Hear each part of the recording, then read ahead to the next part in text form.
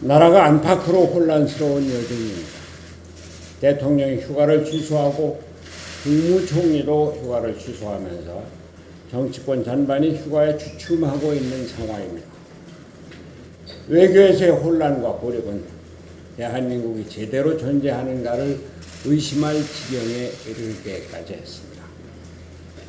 일본이 오는 8월 2일 열리는 가그이에서 한국을 수출 절차 간소화 대상, 즉 화이트리스트에서 제외하는 개정안을 처리할 전망이라고 합니다. 한국에서 일본 제품에 대한 불매 운동이 확산되는 가운데 7월 31일부터 태국 방콕에서 열리는 아세안 지역 안보 포럼 ARF에서 한일 외무장관 회담이 열리게 되어 있습니다만 아직 한일 간 대화에 특별한 진전은 없고 계속 긴장만 고조되고 있는 것으로 보입니다. 북한은 25일 신형 탄도미사일을 발사했고 김정은 국무위원장은 남조선 군부 호전 세력들에게 엄중한 경고를 보내기 위한 무력 시위라고 강조했습니다. 무력 시위라고 강조했습니다. 현재의 방어 체계로는 대비가 힘든 신형 무기라는 보도도 있습니다. 이에 대해 트럼프 미국 대통령은 작은 미사일이라고 하면서 북한의 미사일이 전혀 문제가 아니다라고 평가절하했습니다. 미 본토에 직접 위협이 되는 대륙간 탄도미사일이 아니면 개의치 않겠다는 뜻인지 크게 우려하지 않을 수 없는 발언입니다.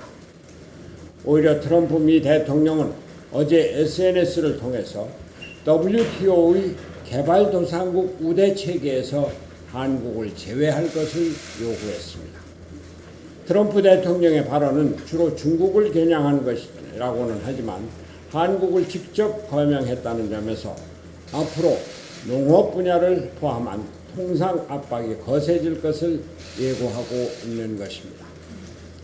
러시아와 중국의 군용기가 대한민국의 영공을 침범하고 러시아가 이를 부인하고 있는데도 우리는 제대로 대응하지 못하고 있는 실정입니다. 북한, 중국, 러시아의 새로운 동맹 체제와의 대결 구도가 염려되는 상황이 전개되고 있는 것입니다. 지난 6월 15일 있었던 삼척항 목선이 상륙해서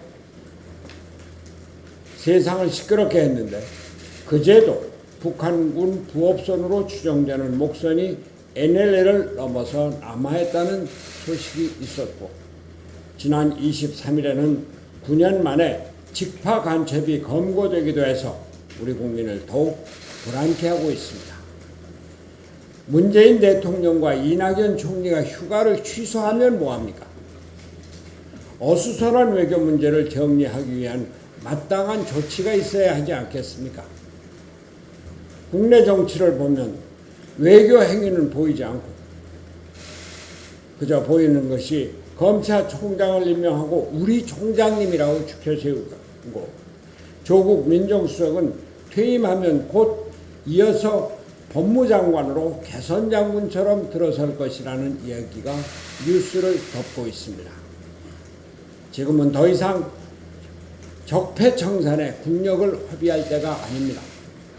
우리나라가 처한 외교 위기를 해결하기 위해 국력을 집중해야 할 때입니다. 외교 안보 라인의 전면적인 교체를 통해 대한민국의 저력을 다시 확인해야 합니다. 미국과 일본에 대해서 내용 있는 대화를 할 수 있는 중량급 전문가를 동원해야 합니다.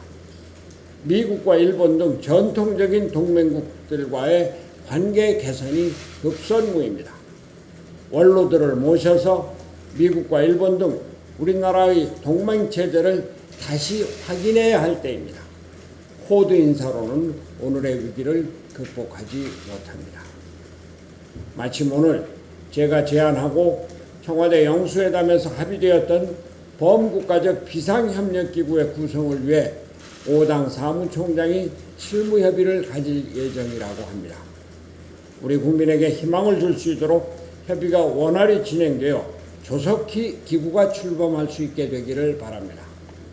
국회도 안보 문제와 추경 처리가 합의되어서 일하는 국회의 모습을 보여주기를 간곡히 당부합니다.